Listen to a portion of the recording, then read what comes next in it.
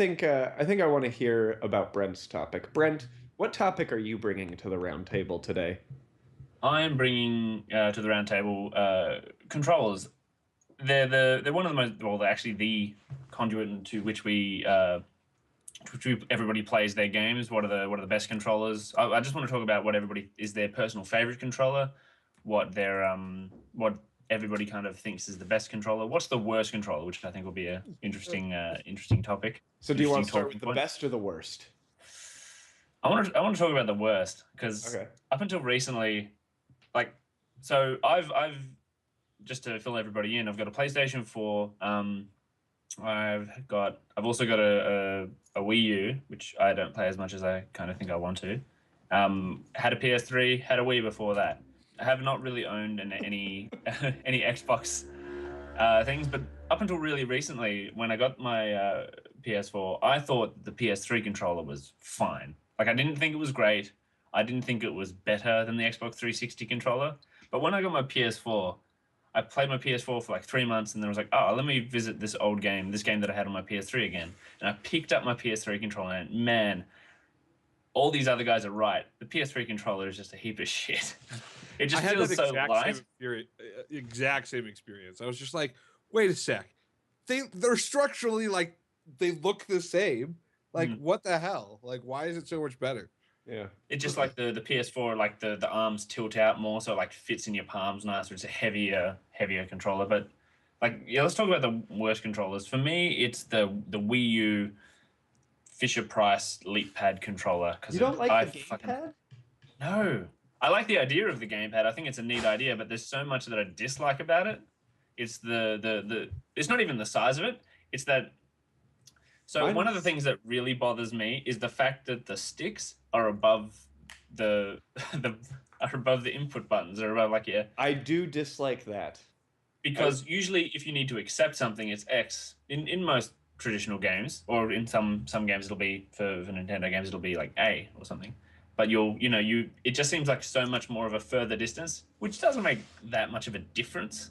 But it just seems to mess with me a bit when I've been you playing know, games on it. I will agree with you there because I think I'm one of the weirdest people I know as far as Uh, how to hold a controller because I can't hold the Wii U controller the same way I hold other controllers, which is like this.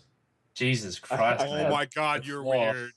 I have my thumbs on the thumbsticks. I Yeah, have my which is index fair. fingers on the D-pad and the buttons, and then I Wow. have my middle finger ready for the triggers. So that's how I play games pretty much all the time. So the fact that I can't do that with the because it would essentially be this, That's Yeah. just fun. What are the sabotages for your Uncharted run is going to be like holding a controller like a normal person. Yeah. like a normal person. Come Yeah. on, I can be so much more efficient by holding the controller like this. I don't have to move my index finger from button to trigger, or I can press both a button and the trigger at the same time. That explains why you're so bad at games. Yeah, okay, Sam. You just do what some people do. Like in some first person shooters, some people will just switch it so that instead of X being jump, it'll be was it one of the bumpers is your jump button, so you don't have to take your stick. You don't have to take your thumb off the stick to jump. Like that's where I can see the way you're holding the controller to be beneficial. Yeah, and I do want to talk about some of these other controllers that have come out, but I want to address the worst controller thing first. Because while I do understand your reasoning for the Wii U gamepad, I don't Mhm. think it's the worst. It is I'm like sure there are worse oh, controllers. nowhere near the worst controller for me. I mean, just I like so for me, I would have to say my least favorite controller was I mean, I would either say the Nintendo 64 controller or the Dreamcast controller. I hated that Mm, controller. mm. Both of them. They were just god awful controllers. They didn't fit in my hand right. And I did not, for the life of me, enjoy playing on them.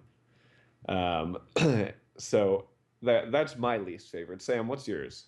I mean, I think I'm right there with you with the N64 controller. Not because I put a lot of hours in it. It wasn't as uncomfortable as kind of you described. But I think the biggest problem for me was I wanted access to the D-pad. And so there were some games I would play on the D-pad versus playing on that joystick. And the problem was you couldn't functionally have access to both of them at the same time. You either had to come all the way out or you had to go in to do it. And so in that sense, I really dislike that. Yeah, that was annoying. What was it the Jaguar? I don't know. There was one that was like essentially a super wide one, and it had like 30 buttons across the screen. Was it the Jaguar? I don't know. I don't remember. I don't know. I see the controller in my mind's eye, but I don't remember if the console that it was on. I like the Nintendo 60. I mean, to be fair, I think I'm not that much younger than you guys, but Nintendo 64 was my first major console when I was a kid. That was the first one that my family had owned. I'd played on the Nintendo 64. I mean, not 64, on the NES and the Super Nintendo. I'd played on the Saturn, and I hired out the Dreamcast. Me and my friends used to hire out the Dreamcast. But yeah, those controls I like. Yeah, I think I just have too many fond memories of playing on Nintendo 64 to think that badly of it. But going back and trying to hold it, I'm just like, man, how did I play games with this? What is this Rubik's Cube trident thing? A couple things. The Atari Jaguar is the controller that was giant and had 32 buttons. Also, the N64 controller was built for someone with 3 hands. Yeah. That was my issue. One coming out of your chest. That controller. It's just like, you play with your pet alien. And exactly. He controls he grabs onto it with his mouth within a mouth. He grabs onto the joystick and does that for you. You know, that makes sense. I never got my pet xenomorph, so I can't that's say. Why. Yeah. And also, I just want to take a second. You guys in chat are being mean. Why? Micro, I can't help but think if someone walked into a room and Ben was playing a game, they would think he was having a seizure. I think so. It's okay. I'm gonna take Ben's wallet and put it in his mouth just in case. Just in case, so he doesn't bite down on the tongue. I will say the chat does make a good point.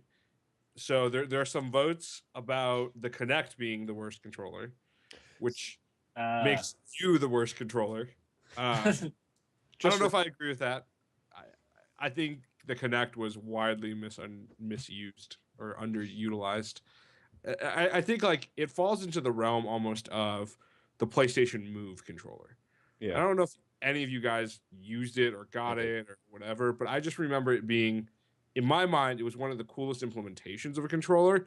There just was nothing that followed up. And it worked beautifully. It did. Like it worked better than the Wiimotes. Yes. But the problem was that they already made the Wiimotes. Yeah. So people just immediately were like, "Oh, Sony's, just copying Nintendo," and it's a shame. And I feel like that's what Microsoft was trying to do with the Kinect as well, just taking that away. But people didn't want to use it. So.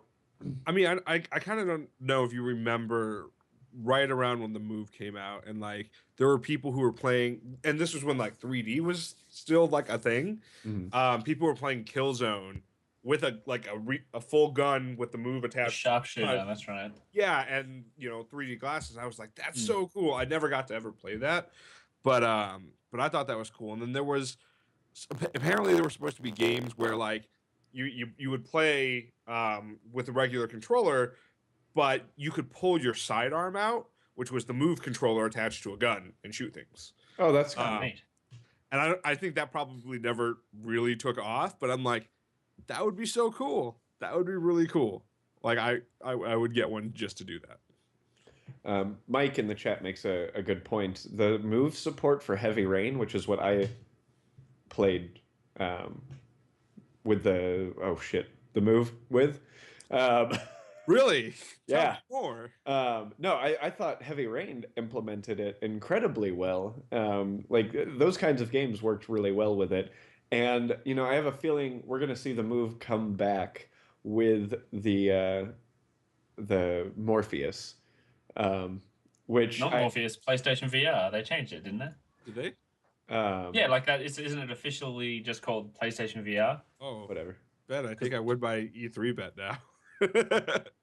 Um, I hope at PSX they have PlayStation VR there. I really I want to get my hands on it. Um, so that I so badly.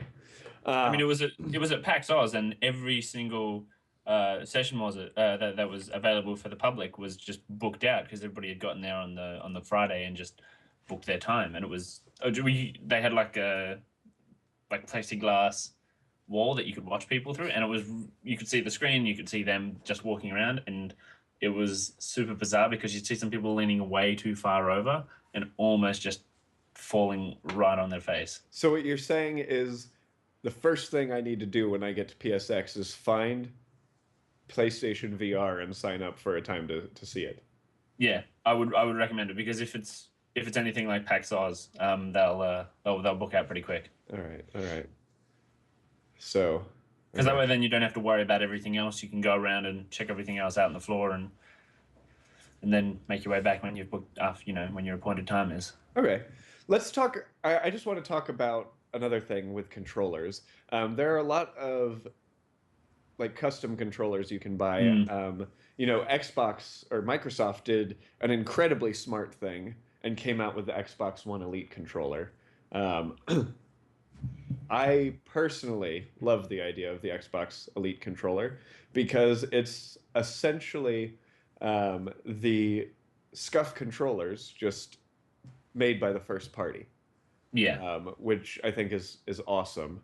And I love SCUF controllers, especially playing first-person shooters, being able to tie button combos to the pads on the back and just essentially have a better, sturdier controller in my hand, especially considering how crap the PlayStation 4 controllers are. I mean, the PlayStation controllers themselves, layout-wise, is great, but they are not durable.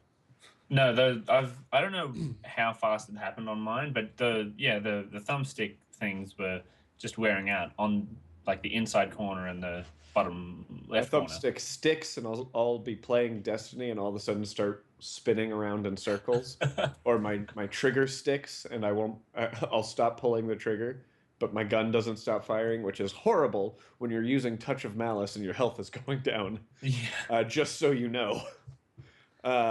So it's about time for me to get a new controller. So I'm curious what your thoughts are on those kinds of controllers, the customizable ones, Brent.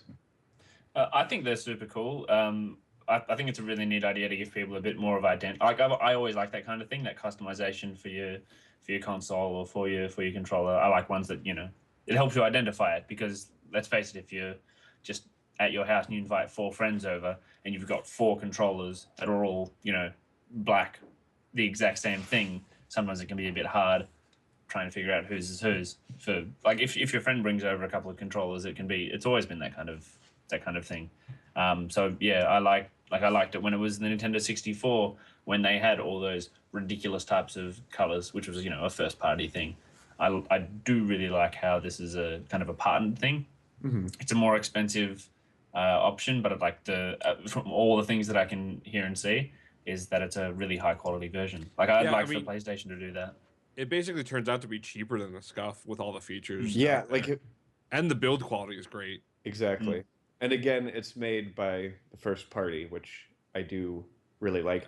Mike in the chat says, I disagree. I think Microsoft wasted their money R&Ding that controller when they should have just licensed out to Mad Catz or any other companies that make Elite-S controllers. I have to agree with Recruit. Back in the day, Mad Catz sucked. I thought I think they still suck. For some things, yeah. And I've never had a good third-party controller. But ever.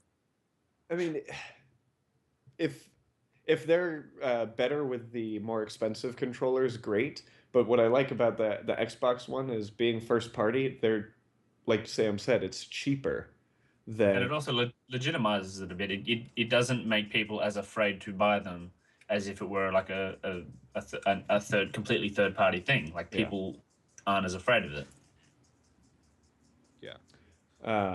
It'll be interesting. I mean, Mike suggests that there's kind of low demand, or they stock low, so they're gonna sell out and the blah blah blah. But So what Mike means is what Nintendo does every time they do anything.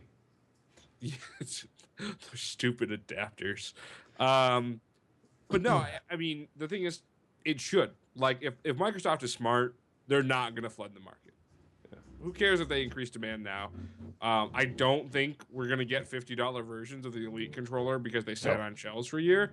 I think Microsoft's just gonna make less. Yeah, what Mike says is actually drops $50 because I think the controllers themselves are $150. Yeah. I mean, they very well might. I mean, I think it's hard to look at Microsoft's overall strategy now. I think it could be the sort of thing where they're like, you know what?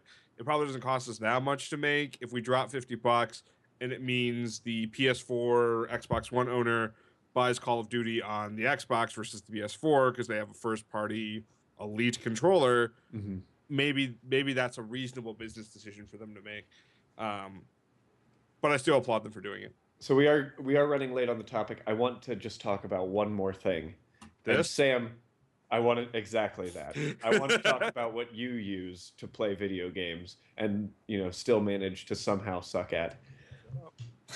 So Sam uses what's known as a ZIM4, which is essentially this peripheral that you attach to your console that allows you to use mouse and keyboard on consoles, which is great when you're playing first-person shooters or any kind of first-person game.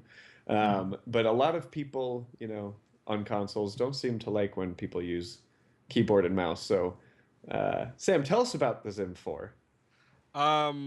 It's exactly kind of how you described. It's a device that interfaces between basically a keyboard, mouse. It actually, the ZIM4 for at least for PlayStation, you could actually hook up one of your PS3 Move controllers to it if you wanted to. Not the actual Move controller, but the one that has just the stick and a couple the directional stick. Yeah. So there's a lot of things you can do with it. Theoretically, you can interface your Xbox controller with the PS4 as well if you so choose to. But yes, a lot of people use it for keyboard and mouse. And I think, having kind of gone back and forth, because I was like, is it cheating? Is it not cheating? I think for a lot of people, at least for gamers who maybe have picked up the scuff, maybe have one that they use, they kind of make the same point, is that it is something that no one's stopping you from buying.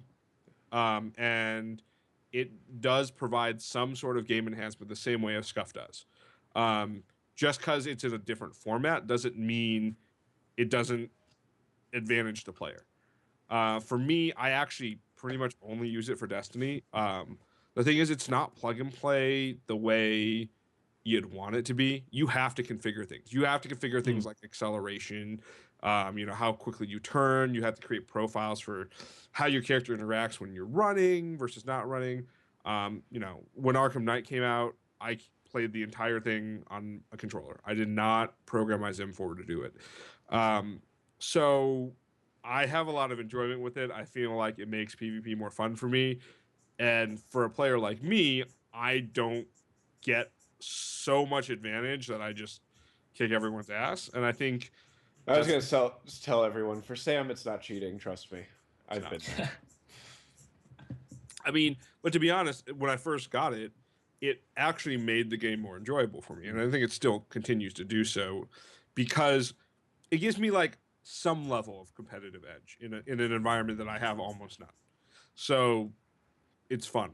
And I think for other games coming forward, there may be a practical application for it as well. I mean, at the end of the day, your mouse doesn't wear out because you move it left and right enough that many times. The switches on the keyboard probably won't break down anytime soon. So I think it's good.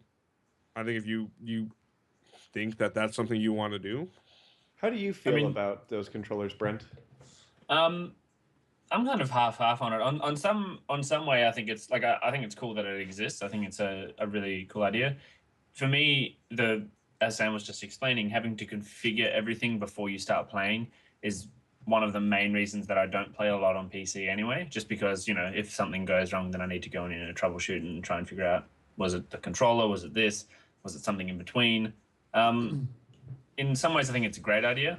I really like it because, like, for example, there are some people who have played on PC their entire lives, but then they just want to play this one particular game or game franchise on a console with their friends, but they don't have that same kind of 3D space awareness that many gamers do. You know how, like, you and I all of us will just instinctively pick up a controller and, like, well, right stick moves your head and left stick moves your body, and you just move in concert, whereas someone who's not played on console a whole lot who's a lot more used to the keyboard and mouse will it's just ridiculous. Like, have you ever seen this kind of thing? One of my friends has been playing games as long as I have. I went to play. I showed him Destiny. He's like, "Oh, this is a bit of fun. I'll have a go at this." And no, sorry, it wasn't Destiny. It was Portal. Apologies for that. And he would move the character forward, and then without moving the head, without looking at the same time, he couldn't move both at the same time. But something like this would have really, I think, helped him. Mm-hmm. Yeah, I mean, I'm sure it does help some people. I mean, it helps Sam, so it's got to help other people too. We're going a little over time on this topic. Yes. It's a great topic, though, Brent. I'm really